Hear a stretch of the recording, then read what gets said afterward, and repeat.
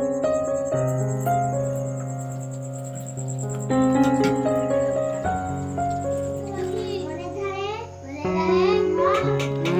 ফুটছে আমি দিতে যাই না তুই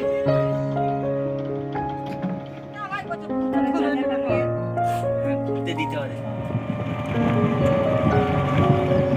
হ্যালো ফ্রেন্ডস, গুড মর্নিং। কেমন আছো সবাই? আশা করছি সবাই ভালো আছো, সুস্থ আছো। আমিও ভালো আছি। আমার চ্যানেলে নতুন আরও একটা ভিডিওতে তোমাদের সবাইকে স্বাগত। তো দেখো, ঘুম থেকে উঠে পড়েছি অনেকটা ভোরবেলায়, তখন প্রায় ঘড়িতে 4টের মতো। তো ঘুম থেকে উঠে বাড়ির সমস্ত বাসি কাজকর্ম কমপ্লিট করে দেখো তোড়জোড় লেগে পড়েছে বাড়িতে আজ পিঠে বানানো। তো হ্যাঁ, তোমরা হয়তো বলবে যে এত পিঠে বানানো তোড়জোড় কেন? কারণ আজ পিঠে বানিয়ে নিয়ে যাব ভাগ্নির বাড়িতে। তো পিঠে কিছু করে আর আমি এদিকে দেখো, আমার তো স্কুল আছে, তাড়াতাড়ি করে রেডি হয়ে বেরিয়ে পড়েছি স্কুলে। তো ওরা ততক্ষণে পিঠে করতে থাকুক, আমি স্কুল থেকে বাড়ি আসি। তো দেখো, তোমাদের সঙ্গে গল্প করতে করতে স্কুলেও চলে এসেছি। এদিকে আমার দেখো রান্নাও বসে গেছে, আর ছেলেদের পড়াশোনাও কমপ্লিট হয়ে গেছে। দিদি এদিকে বসে আছে।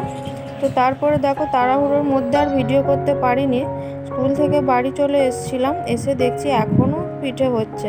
তো এদিকে পিসি বানাচ্ছিল মালপোয়া, আর দিদি এদিকে বানাচ্ছিল দেখো একটা প্লাস্টিকের একটা মেশিন হয় না, দেখবে এগুলো মেলাতে কিনতে পাওয়া যায়। তো এগুলোর মধ্যে দেখো লুচি বেলে তার মধ্যে পুর ভরে, আমরা এদিকে এগুলোকে বলি সিম পিঠে।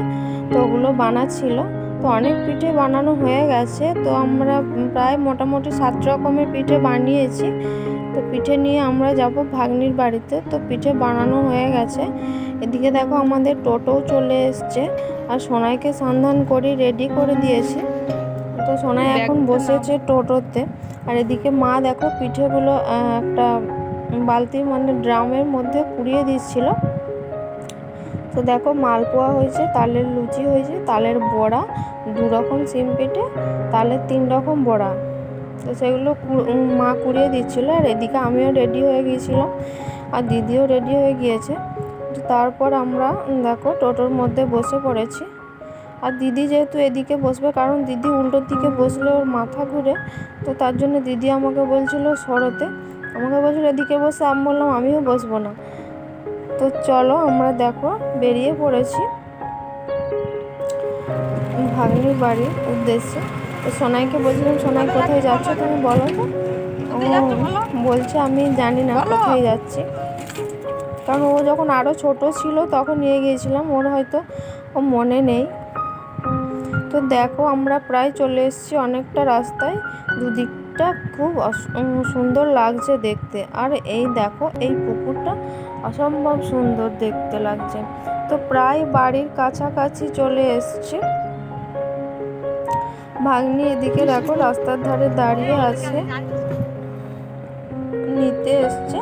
তো আমরা ভাগ্নির বাড়িতে দেখো বসেছি। এদিকে হচ্ছে পিসে মশাই অর্থাৎ দিদির বাবা বসে আছে। তো দেখো আমাদেরকে খেতে দিয়েছে জল মিষ্টি। আর এই ছাগলটা দেখো তোমাদের সঙ্গে শেয়ার করছি, কারণ এই ছাগলটার বয়স এখন 10 বছর, মানে 10 বছর ছাগলটা একটা বাড়িতেই আছে। তো ছাগলটার শিংগুলোর অবস্থা দেখেই তো ভয় লাগছিল। তো এদিকে দেখো খাওয়া দাওয়া করতে বসে পড়েছি। খাওয়া দাওয়া কমপ্লিট করে সবাই বসে বসে একটু গল্প করছিলাম। আর এত জোরে বৃষ্টি নেমেছিল যে বাইরে বেরোবো তার কোনো উপায় নেই। তো বিকেলবেলা বৃষ্টি থামতে একটু বাড়ির বাইরে বেরিয়েছি হাঁটতে, এতটাই কাদা যে আর হাঁটতে পারিনি। তো সবাই মিলে দেখো অল্প একটু হেঁটেই চলে এসেছিলাম বাড়িতে। তো দেখো বাড়িতে চলে আসলাম। তো এসে দেখি সোনাই এখনও ঘুমাচ্ছে, উঠায়নি। সোনাইকে রেখে দিয়েই হাঁটতে চলে গিয়েছিলাম, যেহেতু দুপুরে কারেন্ট থাকেনি, ঘুমোতে পারিনি, তাই বিকেলবেলাতেই ঘুমিয়ে গেছে। ভিডিও করছি বলে দেখছে কেমন।